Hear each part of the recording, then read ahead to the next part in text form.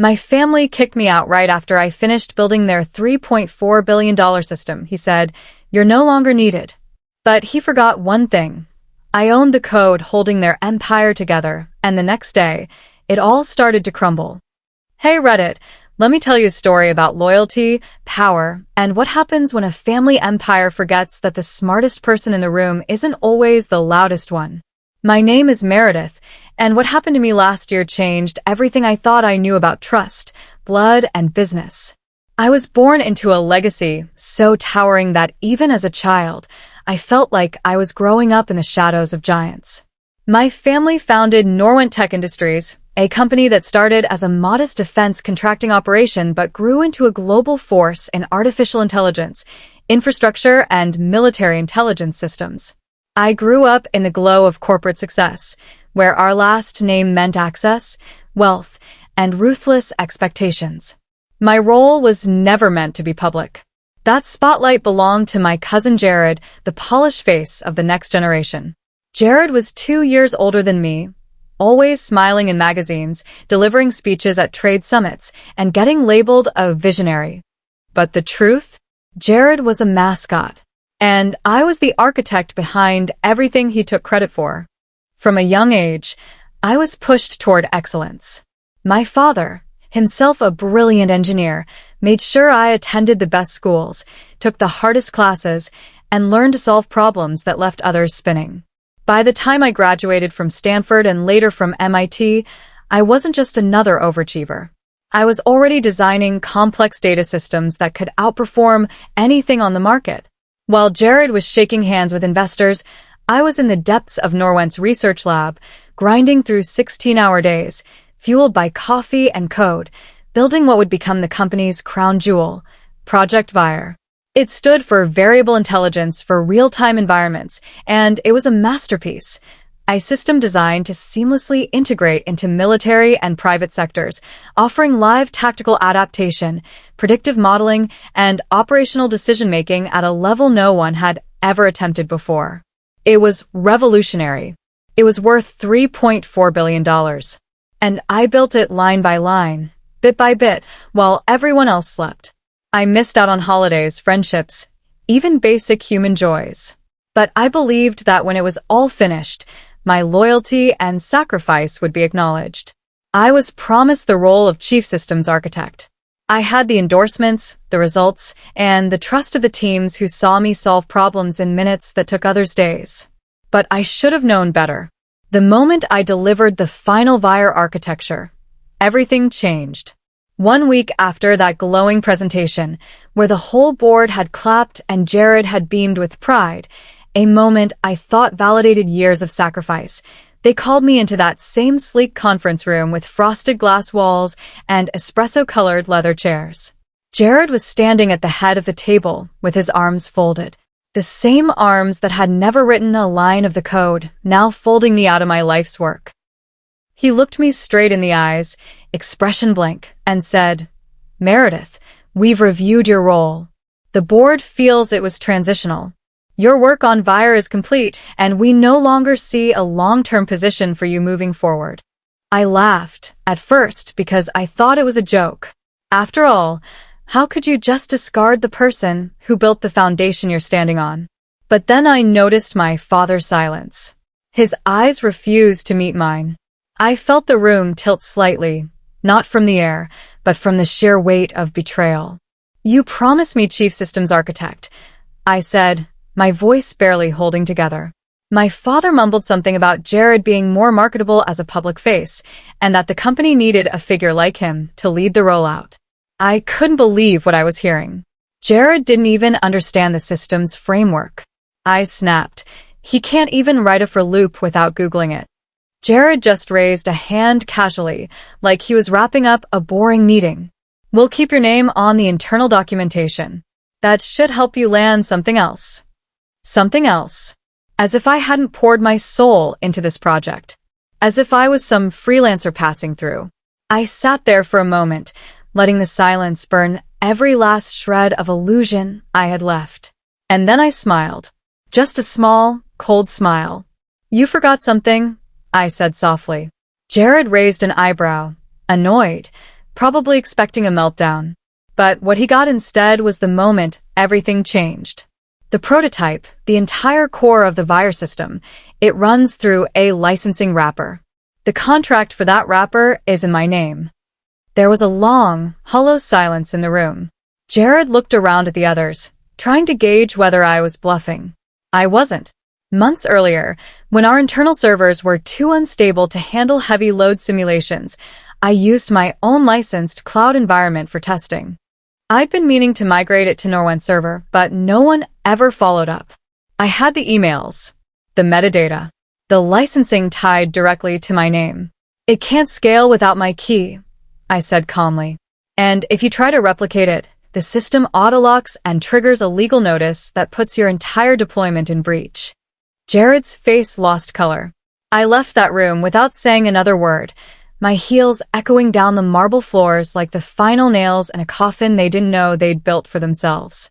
I drove straight to my apartment, my chest a mixture of rage and relief. I didn't cry. I didn't break. Instead, I went into full system lockdown. I backed up every last line of code, encrypted the master keys with a secondary cipher, and shut down access from every IP address tied to Norwent's internal network. Then, I drafted a legal notice, one that made it explicitly clear that Project Vire, and any derivative work thereof, was bound under Clause 7 of my independent architect agreement. That clause, which they all had signed months ago, sloppily and without review, made me the sole license holder of the beta environment that now powered their most critical innovation. Without my consent, they couldn't scale, couldn't demo, couldn't even debug. The very next morning, at precisely 7:58 a.m., my phone buzzed with a familiar alert. It was a calendar notification, one I'd forgotten to delete, a standing engineering sync that I used to host every Monday. As I looked at the reminder, it felt like a glimpse into a past life, one I'd walked away from with purpose. Then, my phone buzzed again, this time with an unknown number. And again. Jared's assistant. My father. Norwent's front office line. They were spiraling. By 8:15 a.m., my personal inbox was flooded. Subject lines like urgent, live portal down, client access denied, and critical compliance issue detected piled up one after another. I just sipped my coffee, letting them read the auto-triggered response I'd set up the night before. It read, Project Vire and all derivative assets are bound under IP Clause 7 of the signed Independent Architect Agreement. Licensing and deployment require written renegotiation. Continued use without authorization constitutes a breach of contract. I attached a time-stamped PDF with all signatures. It was ironclad, and they knew it. At exactly 9:02 a.m., my father finally called, not as my father, but as Norwent CTO. His voice was cold, strained, professional. Meredith, he said, this has to be a misunderstanding. I let him speak. He tried to frame it as a rushed decision, blaming the board. He said he never intended for me to be pushed out, that it was all business. But business was my language too. I have documentation, I said calmly. You promised me a permanent position, and you signed a legally binding agreement that places ownership of the core licensing in my name. There was a pause. Then he said, You're really going to fight us on this? I didn't even hesitate. No, I replied. I'm going to enforce what I'm owed. You made that choice the moment you let them push me out. He tried to warn me it would look bad. I told him it already did for them. You have until Friday, I said, to return with a licensing proposal. After that, Vire goes back into private development. And just like that, I hung up. By Wednesday, the panic had reached full bloom.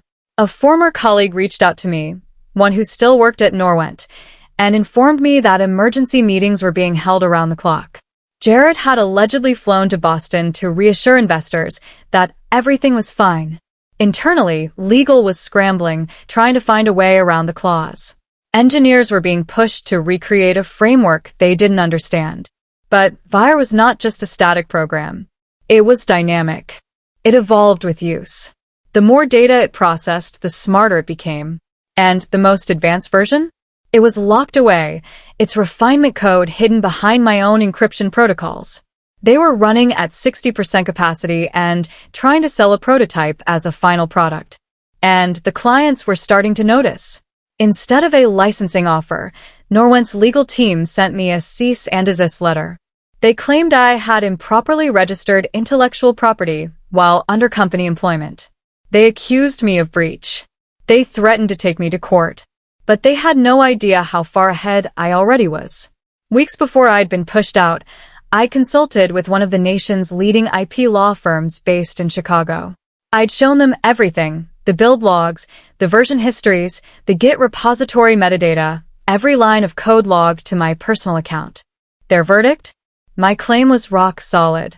So when Norwent tried to intimidate me, my lawyers responded with a 42-page rebuttal, complete with screenshots, time logs, and server access records. It showed that 83% of Vire's code had been developed on my personal license long before it was migrated. Not only did they lose the argument, they exposed themselves. What followed wasn't explosive, it was excruciatingly slow and public. Trade journals began running stories about an internal IP battle at Norwent. Headlines read, "Lead developer ousted from $3.4 billion defense platform." And who really built Vire?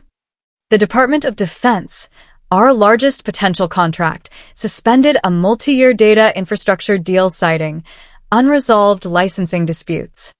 That contract alone was worth $600 million. Investors started pulling out.